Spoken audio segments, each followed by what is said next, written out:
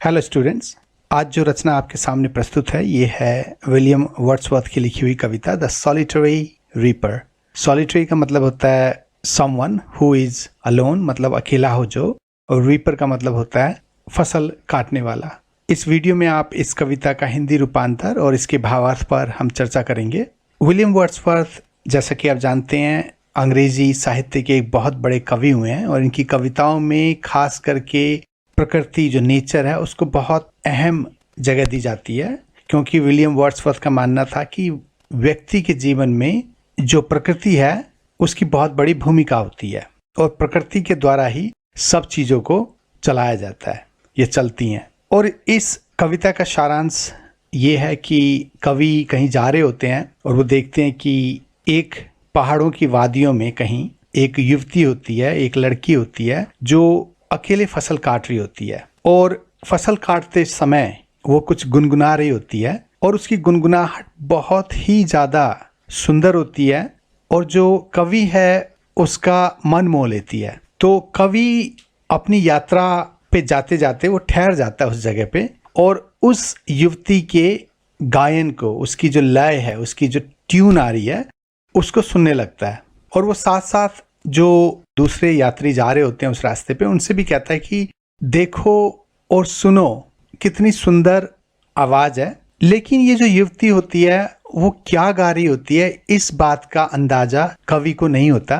तो यहाँ पे उसकी जो लय होती है, उसका जो गीत होता है वो बहुत सुंदर होता है, लेकिन उसके जो शब्द होते हैं वो कवि को समझ नहीं आ रहे होते और कवि को लगता है कि शायद वो कुछ पुरानी यादें, कुछ ऐसा हुआ हो जिसने उस युवती को दुखी कर दिया हो या कुछ ऐसा हुआ हो जो मतलब आए दिन होता रहता है। तो वो किसी भी ऐसे विषय को लेकर शायद वो गुनगुना रही थी। और उसके बाद थोड़ी देर ठहर कर फिर कवि अपनी यात्रा शुरू कर देता है और कहता है कि वैसे तो मैं उसका जो गायन था, उसका जो गीत था, मैं पीछे छोड़ आया, लेकिन वो इतना लुभावना था कि जब मैंने आगे की ओर रास्ता किया या जब मेरी यात्रा और आगे बढ़ी तब भी वो गीत मेरे मन में, मेरे कानों में गूंज रही थी। मतलब वो इतना सुंदर गीत था।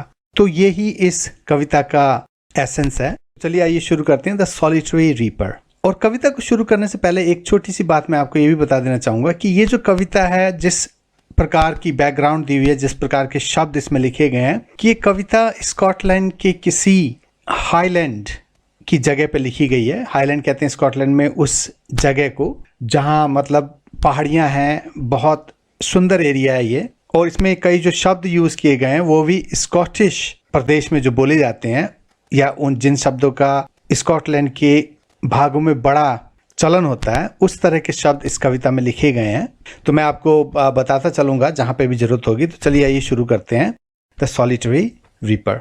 तो कविता की पहली लाइनों में कवि कहते हैं behold her single in the field yon solitary highland लास।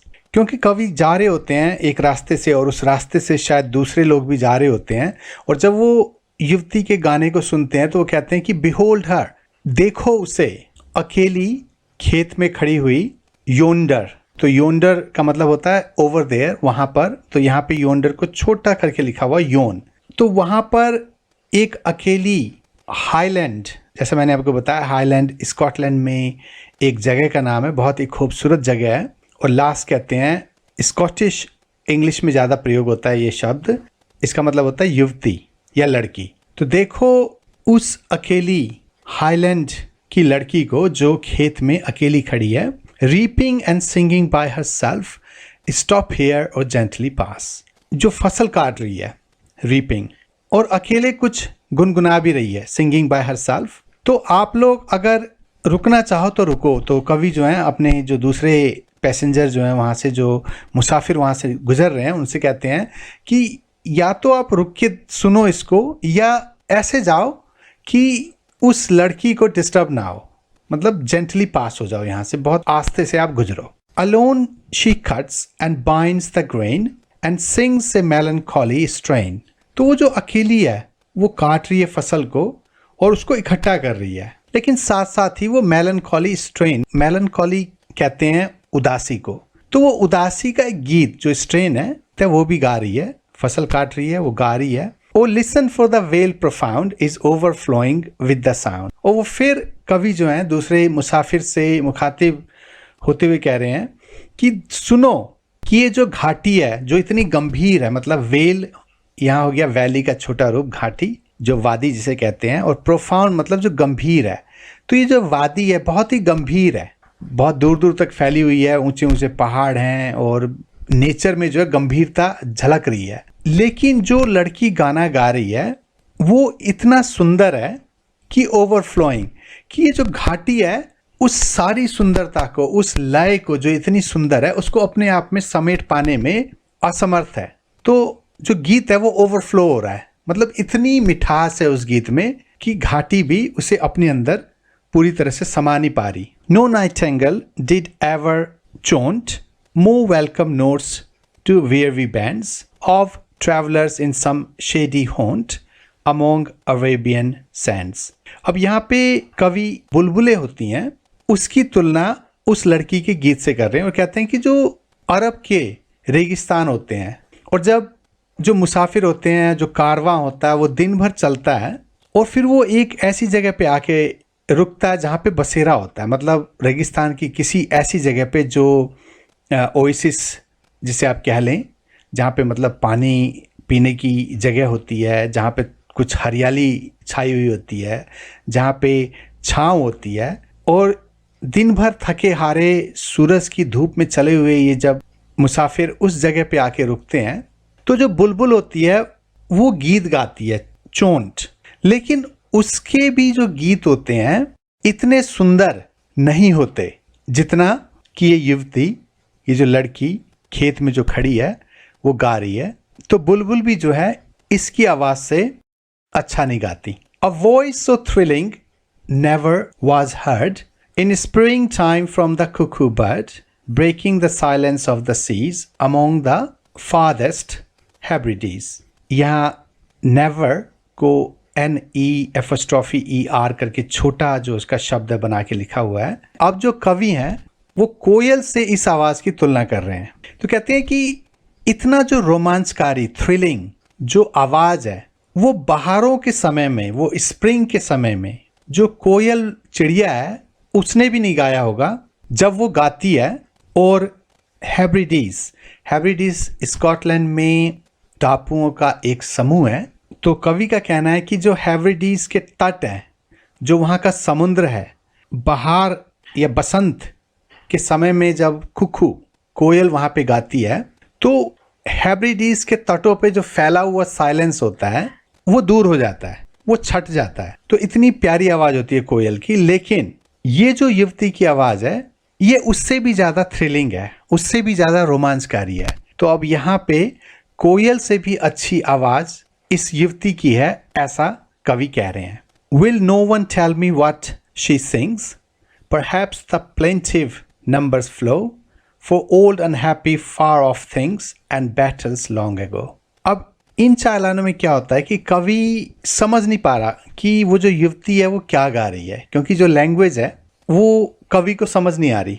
अब यहाँ रेफरेंस के लिए मैं आपको बताना चाहूँगा कि स्कॉटलैंड की कई जगह पे गेलिक भाषा बोली जाती है और जो अंग्रेजी से अलग है, और इन्हीं गेलिक भाषाओं के कई शब्द अंग्रेजी, जो स्कॉटलैंड की अंग्रेजी है उसमें भी यूज होते हैं। और तीसरी बात ये कि जो एक्सेंट है स्कॉटलैंड का वो बहुत ही अलग हो जाता है। मेनलैंड यूके में जो अंग्रेजी बोली जाती है उससे उसका एक्सेंट काफ़ी अलग हो जाता है।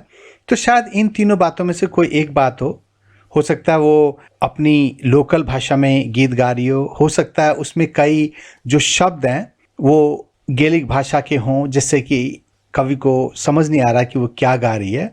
और ये भी हो सकता है कि जो एक्सेंट्स है, जो लैंग्वेज है, जो बोलने का तरीका है वो नितांत अलग है, तो इसलिए भी कवि को समझ नहीं आ रहा कि वो क्या गा रही है। तो कवि कहता है कि कोई मुझे बताएगा कि वो क्या गा रही है। हो सकता है कि प्लेंटिव ये कोई दर्दनाक कोई बात हो जो कि मतलब पुरानी याद हो, कोई बेखुशी की बात हो, या हो सकता है किसी युद्ध से जुड़ी हुई बात हो। तो मतलब कवि की कल्पना के अनुसार ये कुछ भी हो सकता है, कोई पुरानी याद जो मतलब पीड़ा लेकर आया है और ये युवती उस पीड़ा को अपने गीत से बयां कर रही है। और is it some more humble lay, familiar matter of today, some natural sorrow, loss or pain that has been and may be again। अब दूसरा अनुमान कवि का ये है कि हो सकता है कि कोई ज़्यादा विशेष बात ना हो सकता है जो गीत है ये हम्बल ले, मतलब कोई जो आमतौर पे बातें हो जाती हैं ज़िंदगी में, शायद उसी का कोई हिस्सा हो। फेमिलियर मैटर ऑफ टुडे, मतलब हम जानते हैं कई बार कि ज़िंदगी में क्या हो रहा है और ऐसी किसी बात को लेके वो युवती गुनगुना रही हो, या कोई प्राकृतिक दुख हो, कुछ खो गया हो या कुछ दर्द हो जो कि उस युवती के साथ हुआ है और शायद दोबारा भी हो सकता है। तो मतलब जो आमतौर पे लोगों के जीवन में घटनाएं घटती हैं और फिर घटती हैं और कई बार बार बार घटती हैं, तो इसी किसी घटना को याद करके वो युवती शायद गाना गा रही हो। Whatever the theme, the maiden sang, as if her song could have no ending. I saw her singing at her work and over the sickle bending। तो यहाँ पे कवि कहते हैं कि whatever मतलब कुछ भी हो, जो मतलब इस गाने की बैकग्राउंड कुछ भी हो, रेफरेंस, थीम कुछ भी हो, जो कि ये अविवाहित मेडन गा रही थी, लेकिन ऐसा लग रहा था कि शायद उसका गीत कभी खत्म नहीं होगा। और वो गा रही थी और अपना काम कर रही थी, और सिकल मतलब जो दराती होती है उसके ऊपर वो झुकी हुई थी। मतलब वो काटते समय जब जैसे आप खेत में दराती चलाते हो तो आप झुक जाते हो, तो उस अवस्था में वो काम कर रही थी। I listened motionless and still, and as I mounted up the hill, the music in my heart I bore, long after it was heard no more। कवि आगे कहते हैं कि मैंने सुना और मैं मोशनलेस मतलब मैं हिला डुला बिल्कुल नहीं वहाँ पे, और एंड स्टिल मतलब एकदम अचल रूप से खड़ा रहा। और उसके बाद मैंने पहाड़ की चढ़ाई शुरू की, क्योंकि अब कवि तो एक यात्रा पे जा रहा था, तो हमेशा वहाँ पे उस युवती का गीत सुन के खड़ा हुआ नहीं रहा जा सकता था। तो कवि ने अपनी यात्रा को आगे बढ़ाया, और जब वो पहाड़ की ऊंचाई पे चढ़ने लगे, और उसके बाद क्या हुआ कि चलते चलते फिर ऐसा भी एक मुकाम आया, एक दौर आया कि वो युवती पीछे छूट गई, उसका जो संगीत था वो भी पीछे छूट गया, उसकी जो आवाज़ थी वो भी पीछे रह गई। लेकिन कवि का कहना है कि फिर भी जैसे जैसे मैं आगे बढ़ता गया, मैं उसे पीछे छोड़ाया, तब भी उसका जो संगीत था मेरे कानों में गूंज रहा था, मेरे मन में समाया हुआ था। तो दोस्तों, ये था इस कविता का भावार्थ और हिंदी रूपांतर। होपफुली आपको पसंद आया हो। अपने कमेंट्स हमें देना ना भूलें, और चैनल को लाइक और सब्सक्राइब भी ज़रूर करें। एक नई रचना में आपसे जल्द ही फिर मुलाकात होगी, तो तब तक के लिए गुड बाय।